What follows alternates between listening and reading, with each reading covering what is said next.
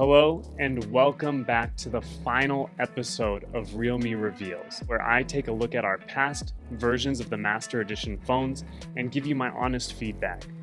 My name is Mark. I'm the Product Communications Manager here at Realme, and I'm going to be taking a look today at our GT2 Pro.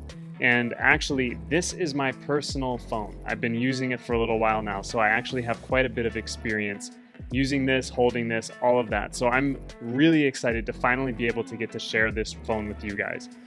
We've looked at phones such as the onion and garlic versions of our X. We've looked at the red brick version of our X2. We looked at the previous version of our GT Master Edition, which was inspired by a suitcase. And finally, we're about to look at the phone that's about to launch globally, the GT2 Pro. As I've done in the past, we're going to be looking at three segments. We're going to be looking at the look, the feel, as well as the concept. And so, starting with the look, this was inspired by paper. And actually, to give you a full disclosure, it wasn't just inspired by paper, not like this type of A4 paper, but it was inspired by like paper bowls and things like that, that texture that you get that has a lot of those rivets. So a little bit less of the smoothness of a paper and more of the roughness and coarseness of one of those paper bowls. But when I look at this, the paper white version of this phone, immediately I'm thinking of paper. And it's a really clean and modern look with this white as well as the silver accents around the camera and just around the phone in general. And so for the look, I'm going to give this a 9 out of 10. Move on to the feel. And this is where I'm going to give you a little spoiler. I'm giving it a 10 out of 10.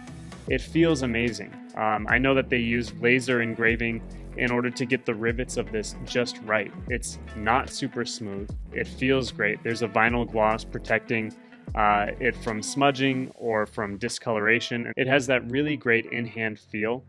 And so, like I said, I'm going to be giving this a 10 out of 10 for the look.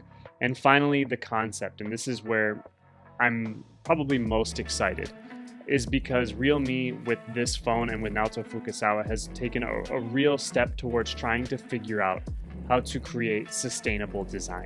It's a bio-based phone where they're using recycled materials like paper pulp in order to make this phone more sustainable, cut down on carbon emissions, and really reduce the carbon footprint. And so the concept of this phone was for environmental protection. And when thinking about that, that's where the tie came into wood over to paper. And so there's a deep connection between the paper concept of this phone and sustainable design. It's the first phone to actually use a bio-based material in the back cover to try and improve sustainability in the smartphone industry.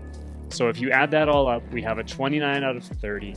It's an A+, honestly, and I couldn't be more excited because I think we saw just a huge evolution of concept to application of this phone. And I think that this is the culmination of all of those collaborations with Naoto Fukasawa into something that's really beautiful, has a great feel, and honestly a great story behind it. So this was your final episode of Realme Reveals, and I've been really happy to do these episodes with you because it's also allowed me to kind of take a walk down Realme's memory lane and get to see all of the different types of work that we've done in the past. So remember to keep it real.